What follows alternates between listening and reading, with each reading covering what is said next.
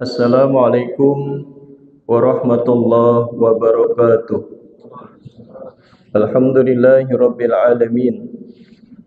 Wassalatu wassalamu ala asyrafil anbiya'i wal mursalin sayyidina wa maulana Muhammadin wa ala alihi wa sahbihi ajma'in, amma ba'du. Tama-tama marilah kita memanjatkan puji syukur kehadirat Allah Subhanahu wa ta'ala. Salawat dan salam kita sampaikan kepada Nabi Muhammad sallallahu alaihi wasallam beserta keluarga dan para sahabat beliau. Yang saya hormati segenap pengurus Masjid Asy-Syifa RSPAD Gatot Subroto dan juga jamaah sholat zuhur, Bapak Ibu, saudara-saudari yang dimuliakan Allah Subhanahu wa ta'ala. Tema kultum pada siang hari ini, hari Kamis tanggal 30 Oktober 2025, karena Oktober itu mengenang peristiwa Sumpah Pemuda. Jadi temanya pemuda hari ini, pemimpin masa depan. Subbanul yaum, rijalul ghad. Pemuda hari ini, pemimpin masa depan. Bapak-bapak yang hadir di sini sudah jadi pemimpin. Tetapi ketika kita kembali flashback 20-25 tahun yang lalu, kita sedang menapaki karir, ya Pak, Bu. Kita harus belajar, bahkan berjuang. Anak desa harus ke kota. Ketika di kota tidak ada keluarga. Biasanya ceritanya kayak gitu. Orang-orang sukses ceritanya itu berusaha bagaimana hidupnya harus berhasil. Nabi Muhammad SAW dikenal sebagai pemuda yang istimewa pada masanya. Pada satu ketika, kawan atau teman-teman Muhammad mengajak Nabi Muhammad untuk menghadiri satu pesta. Di dalam pesta itu ada tari-tarian, ada hiburan. Mau nolak nggak enak sama teman, Pak. Akhirnya Allah berikan ikhraj. Ikhraj itu persiapan menjadi nabi. Jadi kalau nabi dan rasul itu namanya mukjizat. Tetapi ketika sebelum menjadi nabi dan rasul, Allah berikan kepada para nabi dan rasul satu keistimewaan namanya ikhraj. Nabi Muhammad ditidurkan oleh Allah Subhanahu wa ta'ala. Jadi memang udah dijaga, Pak. Jadi kalau Bapak merasa dirinya dijaga oleh Allah Subhanahu wa ta'ala, dijaga dari perbuatan maksiat, dijaga dari perbuatan yang melalaikan diri, dijaga dari perbuatan dosa, dijaga dari perbuatan yang menjauhkan hidayah dan ridho Allah Subhanahu wa ta'ala, insya Allah Bapak saudara akan menjadi pemimpin pada masa depan. Artinya pemimpin yang bermanfaat untuk diri, keluarga, masyarakat, bangsa dan agamanya. Ya Bapak Ibu sekalian, kita ini sudah jadi pemimpin. Aduh, saya kerja di kantor nggak pernah jadi pemimpin. Tidak usah, di kantor itu pemimpinnya SK Pak. Benar ya Pak? Di kantor itu kita menjadi pemimpin karena ada surat.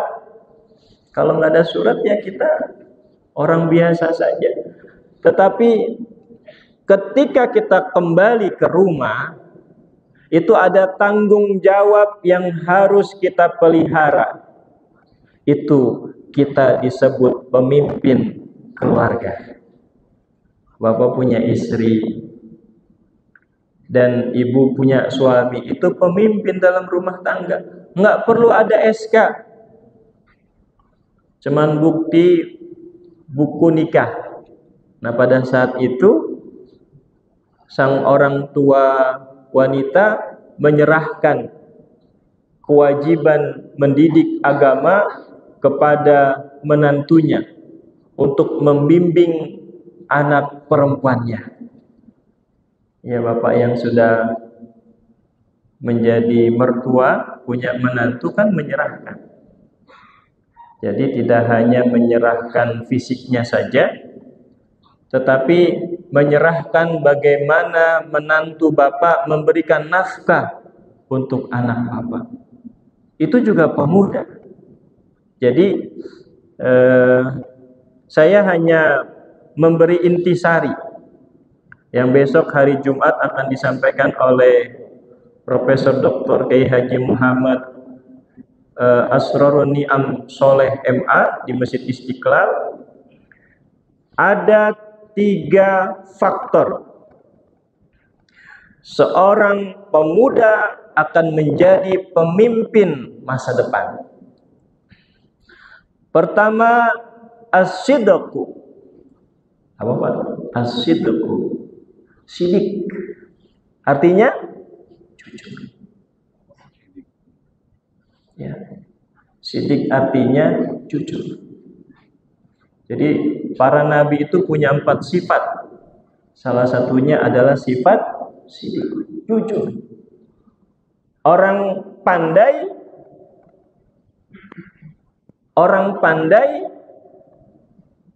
tidak bisa menjadi jujur. Tetapi orang jujur itu sudah pasti pandai. Karena kejujuran itu dibentuk oleh rohani, dibentuk oleh pengalaman, dibentuk oleh pembelajaran, dibentuk bagaimana dia menjalani kehidupannya sehari-hari. Contoh salah satu bentuk kejujuran. Nah, kalau kita masing-masing bisa menilai diri kita.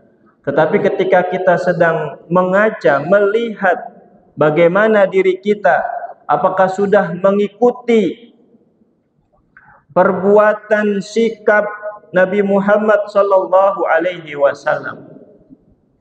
Ya, biasanya kalau anak sikapnya kayak bapaknya kan. Kalau bapaknya pemberani, anaknya jadi pemberani. Kalau bapaknya selalu menanamkan sikap mandiri dan anaknya mengikuti sikap kemandirian ayahnya. Ayahnya ngikutin siapa tuh? Ikutin kakeknya. Kakeknya ngikutin siapa? Ngikutin buyutnya terus sampai ke atas. Dan mereka itu semuanya berguru. Kita sekarang lagi berguru nih Pak. Lagi ada satu majelis, satu halaqah, kita sedang berguru. Maka sifat atau sikap yang ada pada diri kita itu kita kembalikan ke awalnya, itu adalah bagaimana Nabi Muhammad mencontohkan kepada para sahabat dan kepada para umatnya. Jadi yang pertama, kalau ingin melahirkan pemuda yang menjadi pemimpin masa depan, tanamkan sifat jujur. Ya, kejujuran itu selalu dicari di lingkungan pekerjaan. Makanya itu ada yang namanya tes psikologis. Walaupun nanti ada tes mengisi esai semuanya, tetap itu ada tes psikologis. Bagaimana psikologis orang tersebut. Jadi kejujuran itu ada dalam diri kita masing-masing. Apakah diri kita ini punya potensi jujur? Apakah juga mempunyai potensi bohong? Maka agar nilai kejujuran terus tertanam pada diri kita, yang harus kita lakukan adalah apa yang kita dapatkan, apa yang kita ketahui, langsung sampaikan. Tidak perlu ditutup-tutupi. Maka definisi Nabi dan Rasul adalah manusia istimewa yang diberikan wahyu dari Tuhan dan disampaikan kepada para pengikutnya. Tidak ada yang ditutup-tutupi. Karena sesuatu yang ditutup-tutupi itu akan terlihat, akan terbukti. Maka baiknya resiko apapun, kalau memang yang kita utamakan adalah kejujuran, walaupun nanti kita harus mengorbankan pekerjaan kita, ya risiko Pak. Saya juga bekerja sama kerja di kantor kayak Bapak, risiko. Nah, ketika risiko itu kita harus tempuh, nanti Allah akan berikan jalan keluar untuk rezeki kita masing-masing. Jadi yang ditanamkan itu yang pertama as-sidq, kejujuran. Ya, yang kedua, Bapak jamaah yang dimuliakan Allah Subhanahu wa taala, setelah kita sudah tanamkan kejujuran pada diri kita, jadi cita-cita pemimpin bangsa kita ini adalah bisa melahirkan pemuda yang jujur. Karena ketika pemuda itu jujur, maka pemuda itu akan dapat dipercaya. Seberapapun amanah yang diberikan, dia mampu untuk melaksanakannya. Tidak ada yang diumpat-umpatkan. Ya, kemarin kalau Bapak nonton berita yang ada uang 13 triliun yang diserahkan Kejaksaan Agung kepada Bapak Presiden Prabowo, Jaksa Agung mengatakan para pegawai kami Kejaksaan Agung agar tidak mengambil uang tersebut, yang mereka datangkan itu adalah petugas bank. Ijo Pak, mata kita kalau melihat uang itu ijo Pak. Karena itu kebutuhan hidup kita. Oke, Pak Jaksa bilang yang menghitung uang itu adalah orang bank. Kami hanya menjaga saja. Jadi artinya kejujuran itu akan ada dan harus ada dalam kehidupan kita masing-masing. Contoh deh, kalau keluarga kita mau tenang, pulang kantor nih, harusnya sampai rumah jam 8 malam. Tetapi pulangnya jam 10 Pak. Bapak ditanya sama istri Pak, ayam dari mana? Kok pulangnya lebih 2 jam? Bapak kalau mau ditutup-tutupin Pak, bisa Pak. Tetapi rekam jejak Bapak itu ada 2 jam itu. Bapak lagi tidur, udah capek ya, handphone kita di-scroll. Sama istri kita, oh ternyata suami saya selama 2 jam di sini. Nah, itu timbul kebencian dari hati istri kita. Jujur saja, oh tadi ada rapat tambahan di kantor, jujur saja. Jadi ketika kita jujur sama keluarga, maka akan menanamkan kepercayaan. Tuh, kalau kita mau keluarga kita tenang, keluarga kita bahagia, jangan perlu ada yang ditutup-tutupi. Yang kedua, al-amanah. Ya, walaupun Bapak Ibu sudah pernah baca, tetapi kita mengulang. Bapak kalau nanam ini Pak, nanam bibit mau tumbuh pohon, udah nih, udah digali bibitnya udah. Apa ditinggal? Enggak. Ditinggal jadi liar. Tapi diperhatikan, paginya disiram. Kalau ada kotoran kertas atau plastik dibersihkan setiap hari. Agar apa? Agar bibit itu besar dan hasilnya dapat kita rasakan. Dan di situ-situ juga kan Pak? Di situ-situ juga yang dibahas tentang sidik. Di situ-situ juga yang dibahas tentang amanah. Di situ saja. Karena apa? Karena kita ingin menciptakan masyarakat yang akan dapat membangun bangsa kita. Jadi yang kedua itu al-amanah. Rasulullah mendapatkan gelar namanya Al-Amin. Ya, Bapak kalau mau punya anak kasih nama belakangnya Pak, Al-Amin. Ya.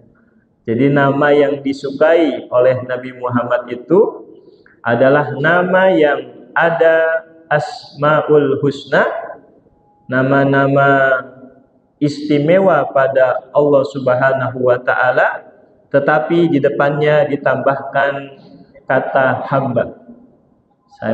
Kayak ini saya Ar-Rasyid, nama saya Abdul Rasyid. Nama Bapak Rozak, Abdul Rozak. Itu yang pertama. Yang kedua yang Nabi Muhammad sukai adalah namaku yang ada pada nama umatku. Muhammad Salam, Muhammad berikutnya silahkan Pak. Ditambahkan agar apa? Agar tumbuh rasa cinta kita kepada Nabi Muhammad sallallahu alaihi wasallam dan rasa ketundukan kita kepada Allah Subhanahu wa taala. Jadi yang kedua itu al-amanah. Setelah sidik, yang kedua amanah. Amanah itu dapat dipercaya. Ya, setelah kita memiliki sifat sidik, maka kita akan dipercaya dimanapun kita berada. Ya, contohnya gini Pak, kita punya khodimat, punya asisten rumah tangga, ART Pak. Itu di rumah kita banyak uang yang kita simpan, atau ada harta yang kita simpan. Bapak punya khodim atau khodimat puluhan, bahkan ada yang sampai 30 tahun sampai Bapak menikahkan anak itu pembantu masih ada. Apa yang Bapak lihat dari pembantu tersebut adalah dapat dipercaya. Benar ya Pak? Kita punya ART kerja puluhan tahun di tempat kita tinggal. Karena apa? Karena kepercayaan kita kepada orang tersebut. Selain bisa menjaga harta yang kita miliki di rumah, dia juga memelihara, melindungi harta kita yang ada di tempat tinggal kita. Itu betah Pak. Bahkan bisa jadi ketika kita lagi makan bersama keluarga, itu khodimat kita ajak makan bersama. Karena apa? Karena kepercayaan yang timbul, yang ada pada diri kita, karena terlaksananya amanah yang kita berikan kepada para pembantu kita. Kita ini kan semua khodim Pak. Di negara kita pelayan. Di rumah tangga kita pelayan. Di tempat kerja kita pelayan. Maka pelayan itu harus dapat dipercaya. Yang ketiga adalah al-isar. Al-isar itu adalah lebih mementingkan orang lain dibandingkan dirinya. Ya, Bapak Ibu jamaah yang dimuliakan Allah Subhanahu wa taala. Jadi ketika kita mementingkan orang lain dibandingkan diri kita, pada saat itu diri kita adalah orang yang dapat bermanfaat bagi orang lain. Khairun nas anfa'uhum linnas. Jadi keberadaan kita Bapak, Ibu, jamaah yang dimuliakan Allah, di mana saja kita tinggal, di mana saja kita bekerja, di mana saja kita berorganisasi, di mana saja kita melakukan aktivitas, khairun nas, sebaik-baik manusia, anfa'uhum linnas, lebih mengutamakan saudaranya dibandingkan dirinya sendiri. Jadi itu 3. Kalau ingin membentuk pemuda hari ini pemimpin masa depan, artinya ketika pemuda dibentuk dengan as-sidqu, al-amana, al-isar, maka dia akan menjadi pemimpin yang dicintai oleh rakyatnya. Amin, amin ya rabbal alamin. Demikian, semoga apa yang kami sampaikan bermanfaat. Yang salah dari kami, yang benar dari Allah Subhanahu wa taala. Al-Fatihah. A'udzubillahi minasyaitonir rajim. Bismillahirrahmanirrahim. Alhamdulillahirabbil alamin, arrahmanir rahim, maliki yaumiddin. Iyyaka na'budu wa iyyaka nasta'in. Ihdinas siratal mustaqim. Shiratal ladzina an'amta 'alaihim ghairil maghdubi 'alaihim waladdallin. Amin. Wa'fana ya karim. Birahmatika ya arhamar rahimin, irhamna. Allahumma bihaqqil Fatihah wa bisirril Fatihah wa bikaramatil Fatihah iftah lana abwabal khair wakhtim alaina wal hadirina min ahsani ahlil khair. Da'wahum fiha subhanakallahumma wa tahiyyatuhum fiha salam. Rabbana atina fid dunya hasanah wa fil akhirati hasanah wa qina adzabannar. Wa sallallahu ala sayyidina Muhammadin nabiyil ummi wa ala alihi wa sahbihi wa sallam. Walhamdulillahil alamin. Sallallahu alaihi wasallam.